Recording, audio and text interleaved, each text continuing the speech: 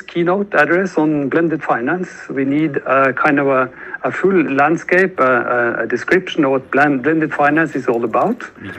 Blended finance has been with us for quite some time. As you know, it includes a kind of a partnership between public and private sector in many different varieties. And it not least includes finance development projects in lower and middle income countries.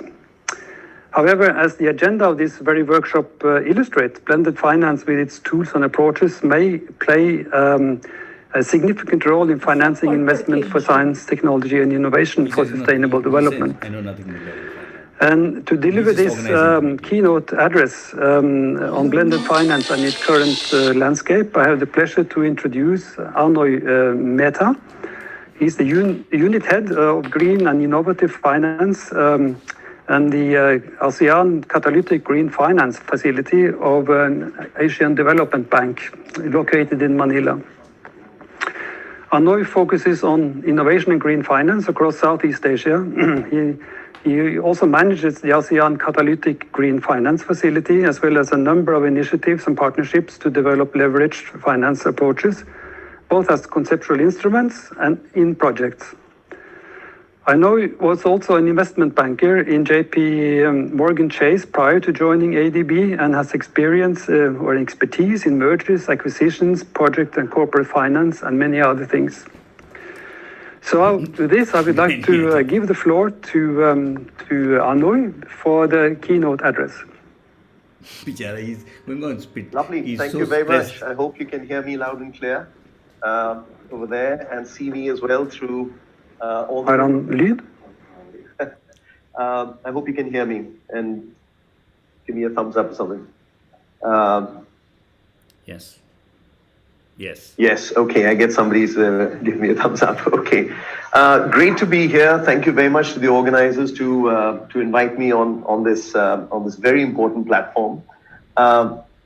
My job today is to give you a very quick overview of what I call the blended and leveraged finance world, because as a former banker, I think there have been different aspects of blending which have been here for a very long time.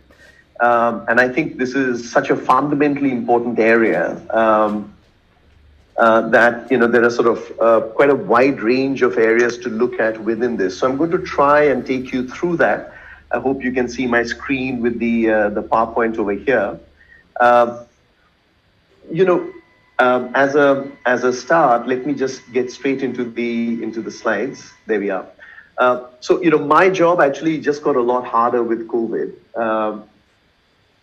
Because I focus on green finance across Southeast Asia, which even over the last, I would say 2.5 years, was quite an uphill battle to try and create projects and momentum and initiative to really move the needle towards achievement of Paris Agreement targets and underlying SDGs, etc.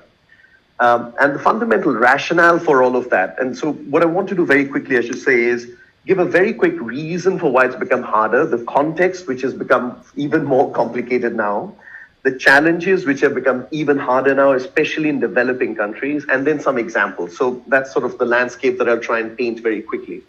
So, if you look at this slide, which talks about why we're doing any of this, as a multilateral institution, and several comments were made before me about multilateral institutions, and clearly there's a need for us to try and support countries in making strides towards the SDGs. Poverty levels have been dropping. There's no doubt about it. Extreme poverty below $190 has fallen. So those are those red blobs, which are very big, and the green ones are where we are today. So clearly there's been a huge amount of improvement in poverty, but there's still a huge amount of population which is in extreme poverty, and that's 260 million plus. There are also studies by entities like the Brookings Institute, which talk about the inequity of growth. So, some predictions from, I think, Brookings was By 2030, the 4% of the world would basically be responsible for 25% of consumption. And that was all pre-COVID. With COVID, within the ADB, sort of estimates, we're already talking about 150 to 250 million jobs worldwide, which are likely to disappear. And the prediction is that with COVID, 70 to 100 million people worldwide are going to get pushed back into extreme poverty. So we are losing the gains or likely to lose the gains from COVID. Why is this important? Because when you're focusing on this simple issue of poverty, which has got many different factors into it, the first reaction is let's focus on that rather than various SDGs on climate or education. It's about food transfers, which is also necessary. Now, if you look over the page, apart from poverty, let's look at some of the other SDGs. Given that I have this green finance focus, I always look at the climate and biodiversity angle, and then of course people within that. And if you look at the different SDGs, and I tend to use the SDGs where there is already data which is coming out very starkly, the ones that come out very quickly, of course, are things like air pollution.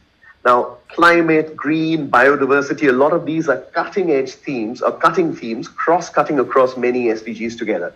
So what are the numbers that you see when you see the SDGs? You see 7 million people dying yearly from polluted air. Plastic going into the oceans, 8 million tons of it going in every year. World hunger not necessarily going down after 3 years. So all those articles on the right. So some progress, but not necessarily on track, and that's most sharply brought out by climate. And the prediction that we are on course for a 3.2 degree spike in temperature increase is extremely sobering, extremely, because climate is that one factor which can destroy any of the gains made against any of the other SDGs. Now, taking all of this and the needs for what needs to be done, let's convert those SDGs into numbers. And this is sort of the rationale for getting into blended finance, if you like, which is the need to accelerate action at scale. So is there really time to do pilot projects anymore? I don't think so. So it's at scale, and the funding needs are massive, which have just got worse with COVID. So the SDG funding needs, it was mentioned earlier, 5 to 7 trillion per annum globally. But more importantly, it's the gap, and the gap in developing countries where a lot of the financing needs are for the SDGs. And if you look at developing country needs, the 2.5 trillion per year gap is the sobering factor. And that's an annual gap which is getting worse and worse. Within that, if you look at the Asia Pacific, where I sit, the gap is 5% of projected GDP, and that's excluding the People's Republic of China. Now, with those numbers, you're talking about just Asia needing $1.7 trillion per annum every year till 2030. Where do those numbers come from? Where will the money come from? Even if there are fiscal reforms and tax reforms done by government, we estimate 2% more could be added to GDP. But you've still got something like 63 to 250 billion, the jump that needs to be made by private sector to fill the gap. So 3% of this gap needs to come from the private sector. That ain't coming. It's going to take time because of a number of challenges. And with COVID, it's all just got much worse. With global losses, public sector deficits are going to rise, public sector budgets available for meeting some of these SDGs are going to go down. Private capital may be constrained to come into the space. So we have this rising issue. So, people are now talking, of course, increasingly about blended finance. I tend to think of it as blending, leveraging, catalyzing finance. And there are different definitions, if you like, of basically blended finance from the OECD, from the Addis Ababa meet, which first started the whole focus on blended finance. As well as the multilateral. So there's a DFI working group on blended finance, which focuses on private sector projects. That's the box at the bottom. There are the OECD blended finance principles.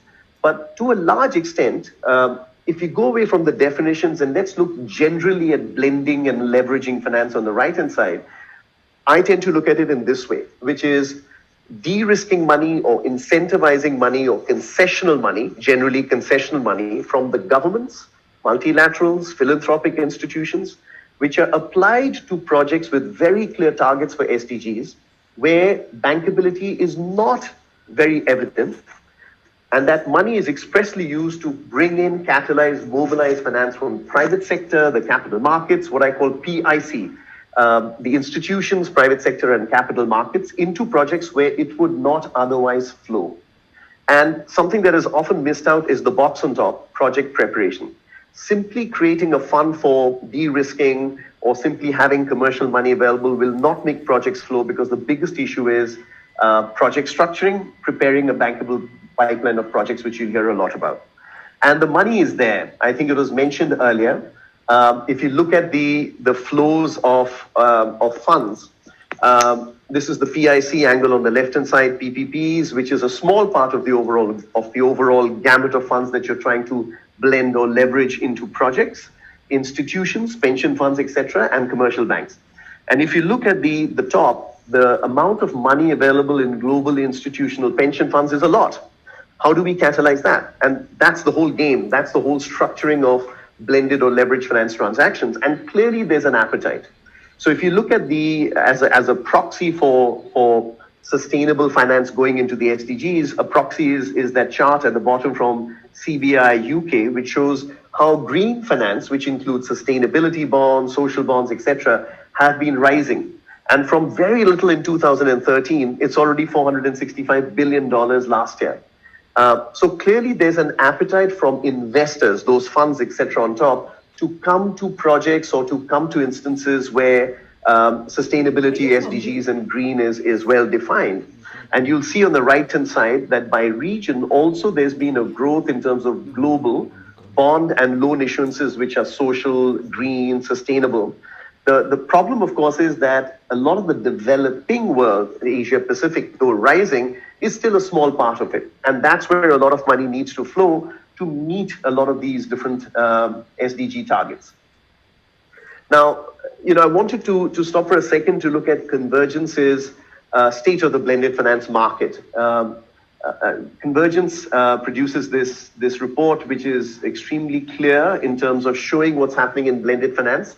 Between 2006 and 2019, they've identified over 3,500, 3,600 commitments to 500 blended finance transactions, what's defined according to the Convergence definition of blended finance. And you'll see the number there, $140 billion on aggregate has gone into financing through blended finance transactions.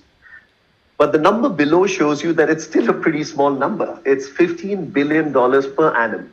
And Asia Pacific alone needs 1.7 trillion. So the issue is that while it's been growing, you need a lot more to plug the gaps, a lot more.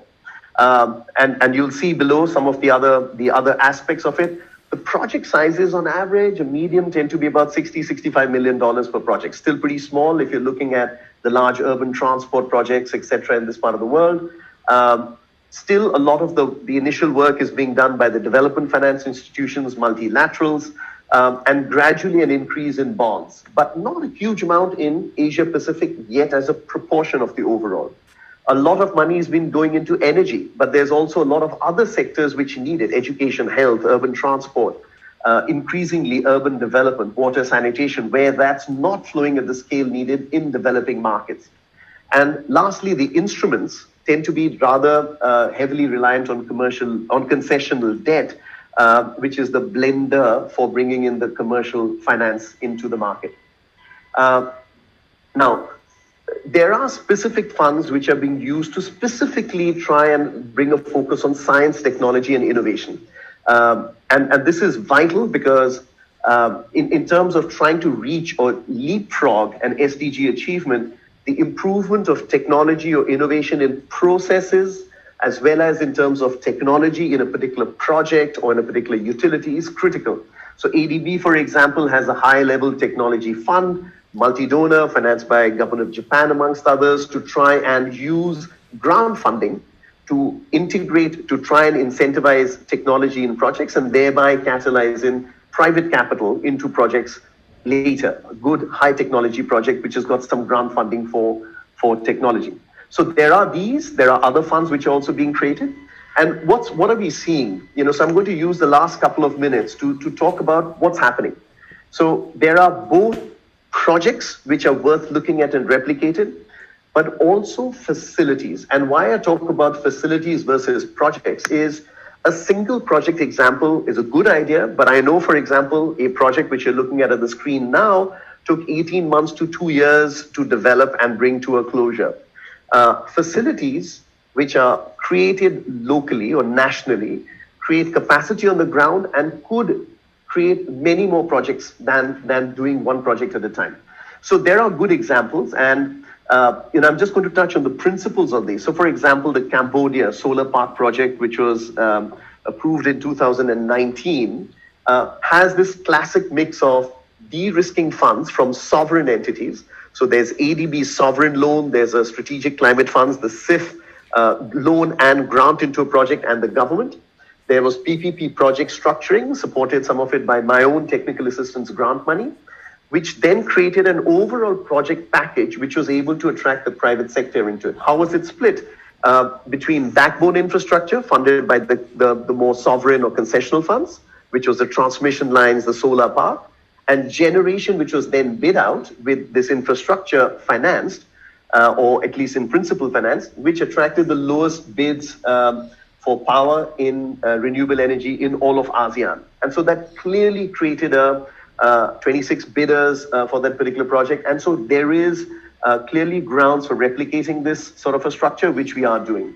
Another example is actually from the IFC in Africa. This is Togo, where a mortgage refinancing company is being given a blended or a leveraged structure. You'll see the green funds are from the multilat. So this is from IFC, which is investing in local currency bonds, equity investment, but there's also the other concessional funds. There's a sovereign loan, there's an IDA credit to refinance lower income households, and grants to support reform of housing policy. So the point of this, rather than getting into individual issues, is to say that in all cases, some amount of financing is coming in for de-risking or policy support, or the underlying users, in this case, the lower income households, and some financing commercial is coming into a project. As you can see over here, IFC's financing of 18 million is likely to expand housing finance across this region by 500 million in 4 years. And these are starkly positive numbers, which shows you how much this can impact. I want to sort of finish very quickly on the facilities. Now, the facility that I, for example, run, the ASEAN Green Facility, is exactly the same. It's time to provide project preparation money, de-risking funds for the entire region to create a pipeline of bankable projects. How are we doing it? We have created a sovereign loan, but which is two-step. Cheap for 7 years, then becomes expensive year 8 onwards when the risk is over. So refinance the fund out after that. In the short time since we launched this, which is about maybe a year, we've already got a pipeline of 17 projects all across Southeast Asia. We've got grant funding, which is helping structure these projects, and 4 projects have already gone to the board of the ACGF, the ASEAN Infra Fund, and there's a lot more demand for it. So clearly the structure works to have these facilities. Very interesting to talk about the SDG Indonesia One Green Finance Facility. This is one of the first literally SDG financing or incentivizing funds in the world, which is being created in Indonesia. It's already been launched by the government of Indonesia, and we are working with them on creating a finance facility for that. Again, incentivizing SDGs through project preparation, de-risking, philanthropic financing, as well as equity. A lot of this is being developed, and it's going to be a signature project to look out for in terms of how to catalyze commercial finance by using public sector finance into projects. The Shandong project, which was approved in 2019 in China, I think the multiplier there from public to private is something over 12 or 16 from what I last remember. Now, the very last slide is this, that challenges which were there before continue and have actually got worse. 3.2 degrees, that's the number. This is an underlying cross-cutting number across all the SDGs. That's the climate track that we are on right now. Now, to try and bring in the funds, the biggest issues are utilities and institutions are weak in a lot of the developing world and will not on their own be able to attract such funding. Affordabilities will always be an issue for the developing world. And public sector money, which can be used for financing this, have to be better used for leveraging de-risking. And the target that a lot of public sector funds now have, governments, DFIs, is this multiplier, 1 to 3, 1 to 5, 1 to 6, public to private sector. The publications you see there at the bottom, which is green finance strategies for COVID recovery, these are about to be launched over here by ADB. And there are a lot of these examples in there, which I'd encourage you to look at. So I think I've finished my 15 minutes, and I'd be happy to take any more questions at the opportune time. Thank you very much for listening. Thank you. Back to you, to the host. 15 minute क्यों?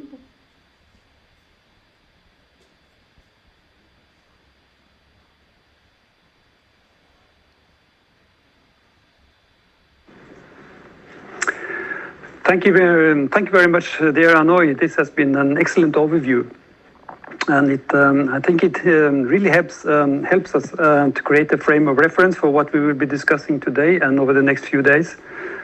It's difficult to. There are many questions that I would like to pose to you, but given the rather odd way of doing this workshop, I will try to sum up some of my impression from your intervention with some comments.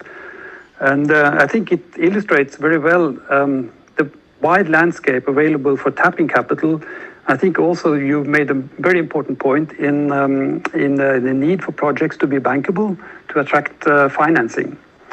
I'd also like to mention that when we think of STI in this picture, we should be aware of the fact that out of the 232 indicators identified for the SDGs, 16 of them are directly STI related, and many more are indirectly related. So achieving the SDGs depends very much on progress in STI.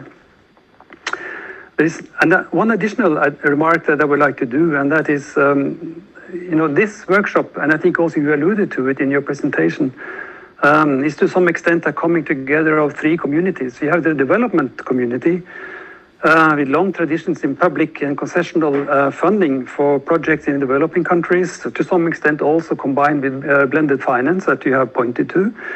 Then we have the financial community with its tools, knowledge, expertise, and resources.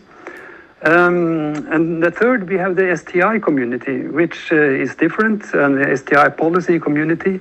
STI community as such characterized by basic funding with grants all the way to business in innovation in the private sector. So this is very diverse.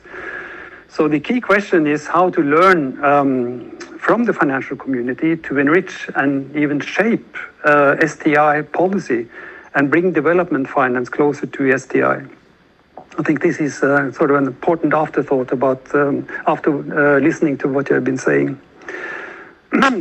I think we now should allow ourselves a little bit of a breathing space. We will have 5 minutes short break so that you can stretch legs, fetch a cup of coffee, a cup of tea, and please stay with us. And you can also observe the countdown as you will see on your screen. So I'll see you soon.